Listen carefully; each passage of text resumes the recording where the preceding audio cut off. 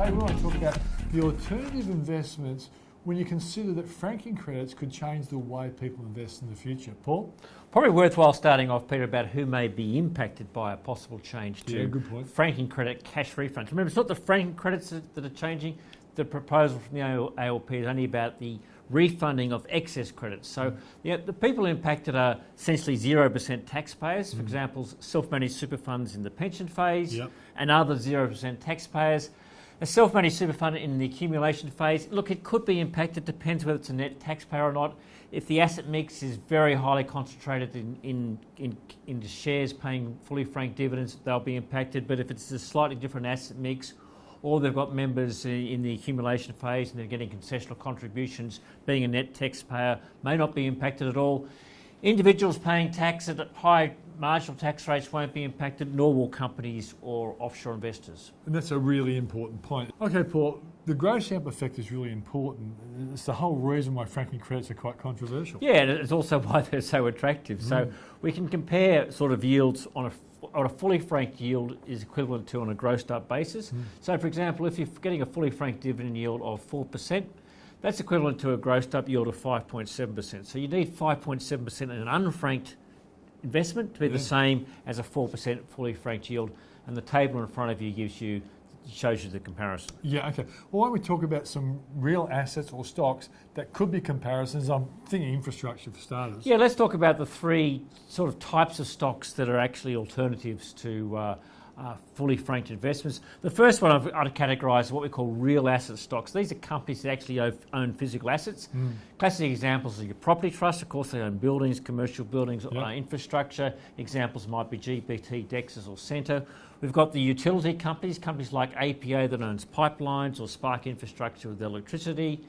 And infrastructure owners, companies like Transurban with toll roads, Sydney Airport and of course Auckland Airport. So these are the sort of the types of what I'd describe as real asset stocks. Typically those assets are geared inside the trust, meaning that the interest and depreciation expense results in them paying no tax, and of course their distributions aren't franked. They provide reliable annuity-like distributions, incomes for unit holders, typically lower risk, and of course the risk depends on both the quality of assets, the level of gearing and the manager's expertise. Yields around 4% to 7% depending on the style of asset. Okay, and of course there's financial asset trusts as well, which could be considered. Yeah, as opposed to real asset trusts, these are trusts that owns financial assets, so for example corporate bonds, debt securities and other types of financial assets. There's actually been a plethora of new issues in this space in the last 12 months or so. Most particularly in things like credit funds. So we've had Perpetual Credit Income Trust, that's just about to IPO. Metrics Credit have bought a couple of trusts, and international player in Neuberger Berman, a global corporate income trust under the ASX code of NBI. So they're all providing different types of returns, typically around 5 to 8%. Distributions often paid monthly, and again the risk in investing in those type of trusts is it really depends down to the underlying assets. How secure is the type of asset? Is it, for example, an investment grade bonds or non-investment grade bonds? That'll give you both determine the yield and also the security, and very much the manager's approach to diversification.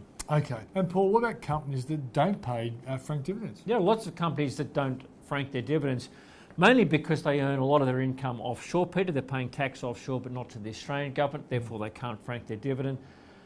They come from a wide variety of sectors and industries, and on the screen in front of you can see some of the leading companies. Sector leaders, for example, like CSL, we all know about, forecast yield of 1.4%.